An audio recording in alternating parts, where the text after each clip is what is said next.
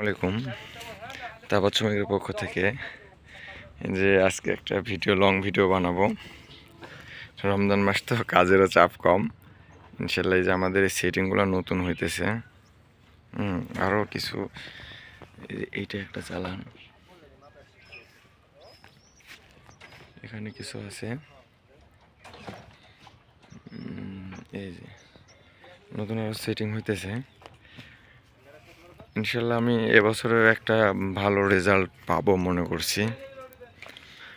আমার তো একটা আত্মবিশ্বাস, গতবার এই বাগানে 7-8 মাসের যখন বয়স ছিল তখন তো 5 কেজি মতো প্রোডাকশন পাইছি, 4 কেজি 5 কেজি আলহামদুলিল্লাহ আল্লাহ যা দিছে।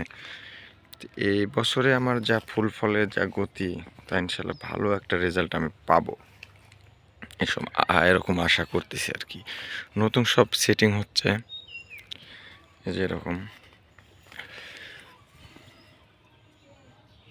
কোয়ালিটি মোটামুটি ইনশাল্লাহ অনেক আগের চাইতে অনেক ভালো।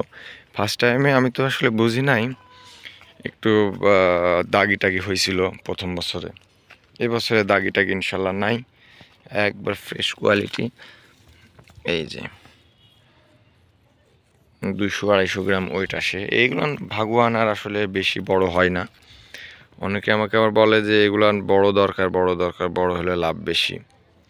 আমি এগুলান আমার 200 গ্রাম হলে ইনশাল্লাহ প্রফিট করা সম্ভব।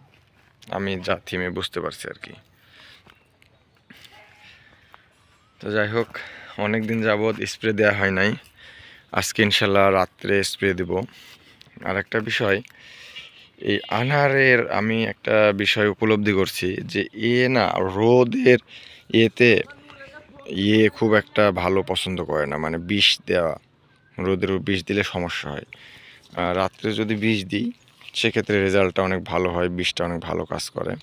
এর জন্য আমি প্রিফার করি সবসময় রাত্রে বিষ দেওয়ার জন্য। ভালো কোয়ালিটি ইনশাল্লাহ আছে এগুলা। আর ফুল যা সেটিং হয়েছে তা ইনশাল্লাহ ভালো একটা রেজাল্ট আসবে।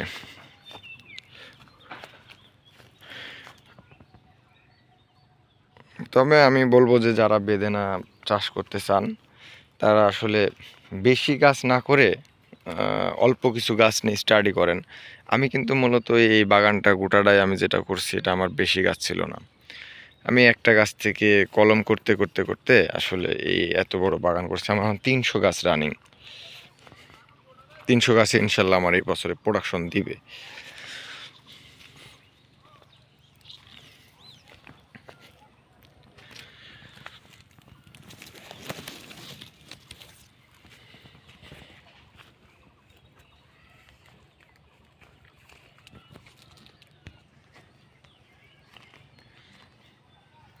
এখানে কোয়ালিটিগুলো হচ্ছে।